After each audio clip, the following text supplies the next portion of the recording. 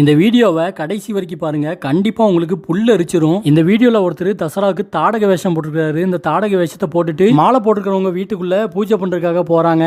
அப்படி அவங்க வீட்டுக்குள்ள போகும்போது காலை கழுவிட்டு தான் போவாங்க. அந்த காலை வந்து அந்த வீட்டில் உள்ளவங்க தான் கழுவி விடுவாங்க. அப்படி அவங்க காலை கழுகும் போது எவ்வளவு ஆக்ரோஷமா சாமி ஆடுறாருன்னு பாருங்க.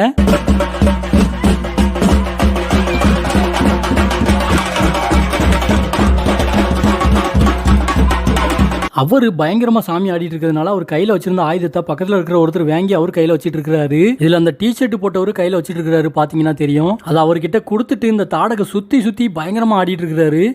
ஆடிட்டு இப்படி போயிட்டு அப்படி திரும்பி வரும்போது பாருங்க,